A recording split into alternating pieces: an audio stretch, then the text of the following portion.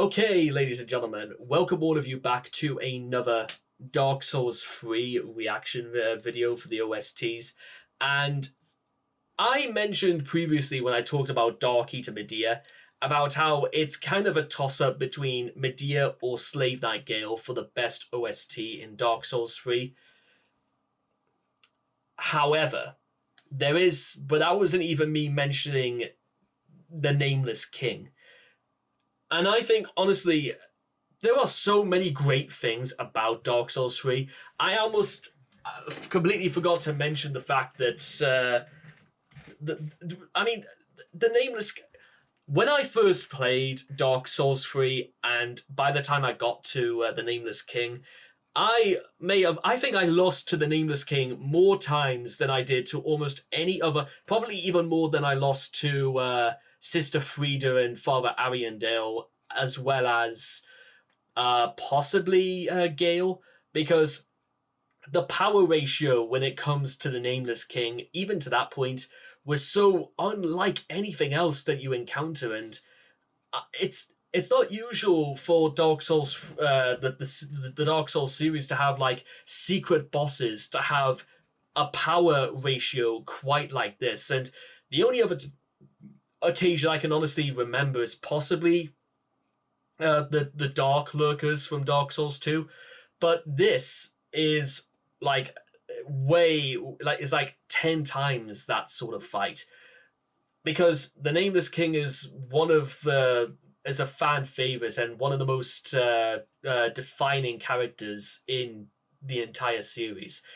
Gwyn's firstborn son, expunged from history, expunged from the status as the god of war for his love and friendship with the dragons.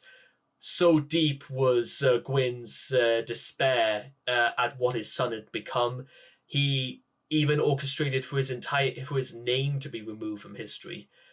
So he wanders around simply known as the Nameless King. The only other things we know to go off the Nameless King outside of his adoration for the dragons is that even Havel the Rock, or at least one of the soldiers of Havel the Rock, and Dragon Slayer Ornstein, decided to leave Anor Londo in pursuit of the Nameless King. I don't necessarily know if it was either they were going to like all work together, or whether or not they were just going to, I don't know, establish a new world, or possibly even Ornstein was given orders to kill the Nameless King, perhaps, but who knows? And you will notice all throughout even the first game that there are and there are even some statues in Dark Souls 2 where there are statues presumably meant to be in the honor of the Nameless King that were destroyed, and the only thing remains is a very similar crossbeard to Ornstein, but basically 2 shattered feet to where like the rest of the statue should be. So I can only go off the fact that it was something they had in mind for a very long time, because even like the Gwyn family tree is a very interesting prospect. The youngest was, I don't know whether or not like the youngest is meant to be either Filianor or Guinevere, but basically you have Guinevere, who is meant to be an illusion created of light, who is trying to restore some sort of normality to the people of Anor Londo, possibly to the whole of Lordran as we know it, by keeping the light alive. Then you have Dark Sun Gwendolyn, who is fascination to keep basically a lot of lore. He works primarily behind the scenes to keep lore, and will fight by telegraphing away and fighting you at a distance, because he has absolutely nothing going for him if you fight him up close. And then you have Filianor, who was designed to she's basically another step up from trying to like keep the light from fading by basically nursing some sort of embraced egg from preventing like the future from catching up, and Gwyn's world lays in ashes. Almost borderline something to similar that what happens in Kiln of the First Flame. And then, of course, as we know, Gwyn's firstborn son, the Nameless King, just wanders around Archdragon Peak, basically just keeping to his own. And but here's the thing where it gets like really really good is that for those who know who've ever traveled through Archdragon Peak and there's actual sunlight, the sky is blue, and then you ring the bell, everything goes cloudy, everything becomes murky. You find that you can only go through the fog gate by jumping onto the fog, and basically you're fighting the Nameless King in midair. I say fighting the Nameless King because the first stage is, well, I think the only way I can actually describe that is by first taking a listen to it. Because you see the God of War flying in on a storm drake, and he opposes you, riding like a God of War should, and before you know it, doom sets in. Doom in the form of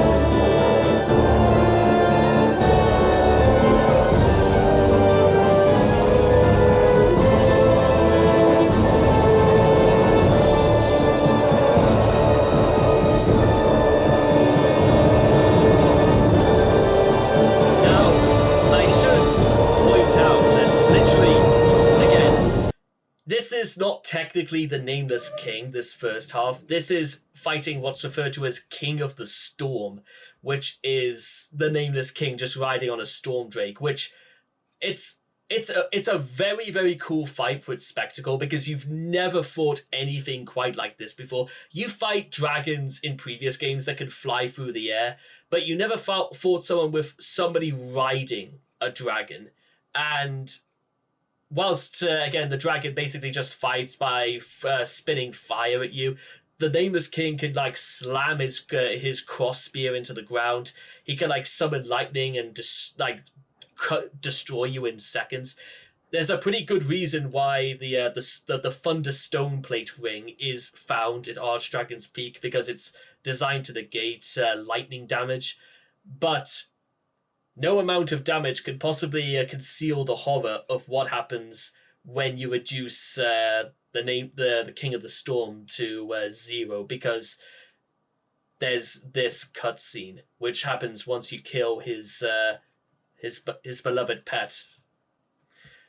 So you just killed the Storm Drake, and then the Nameless King just stands above it in almost disbelief. He pets it, and then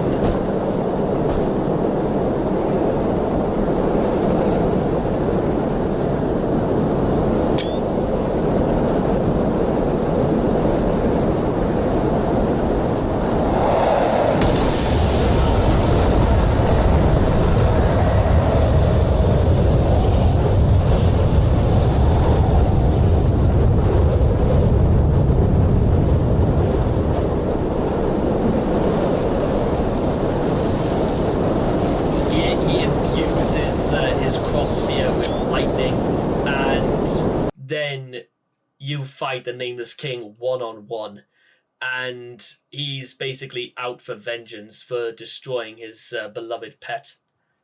And you know how I mentioned in a previous video how when you fight Aldrich, they use a lot of the music from the first game when you fight Gwendolyn. Well, they do the same for that as well, because it's basically a redubbed version of Pling Pling Plon, basically the music when you fight Gwyn from the end of the first game, which it's very fitting, but